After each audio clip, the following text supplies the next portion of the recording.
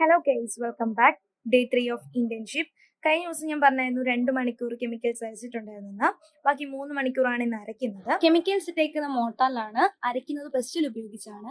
Butter പേപ്പറിന്റെ മുകളിലായിട്ടാണ് സാധാരണയായിട്ട് motor വെക്കാറുള്ളത്. കാരണം കെമിക്കൽസ് അരയ്ക്കുന്ന സമയത്ത് ഇത് പൊന്തി താഴെയെല്ലാം ചിതറാൻ ചാൻസ് ഉണ്ട്. അരയ്ക്കുന്ന ടൈമിൽ പെസ്റ്റലില് കെമിക്കൽസ് ഒട്ടിപ്പിടിക്കാനുള്ള ചാൻസ് ഉണ്ട്. സ്പാച്ചില ഉപയോഗിച്ചാണ് ഇവിടെ കെമിക്കൽസിനെ റിമൂവ് ചെയ്യുന്നത്. ശ്രദ്ധിച്ചു നോക്കിയാൽ കാണാൻ സാധിക്കും പെസ്റ്റിൽ നിന്നും കെമിക്കൽസ് മോട്ടാറിലേക്ക് വീഴുന്നത്. ബട്ടർ പേപ്പറിൽ വീണ കെമിക്കൽസ് നേരെ മോട്ടാറിൽ ഇട്ടതിനു ശേഷം അലൂമിനിയം ഫോയിൽ ഉപയോഗിച്ച് മോട്ടാറും പെസ്റ്റലും കവർ ചെയ്ത് വെച്ചു.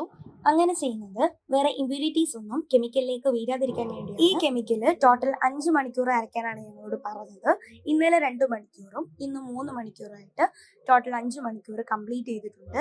ഗ്രൈൻഡിങ്ങിന് ശേഷം നമ്മൾ യൂസ് ചെയ്തിട്ടുള്ള സ്പാച്ചുലയെല്ലാം 2 പ്രൊപ്പനോൾ ഉപയോഗിച്ച് തുടച്ച് വെക്കേണ്ടതാണ്.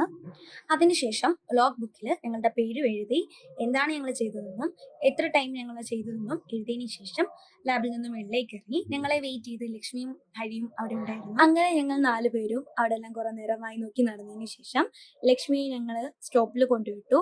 അതിനുശേഷം ഞങ്ങൾ 3 പേരും ജ്യൂസ് കുടിക്കാൻ വേണ്ടി പോയി.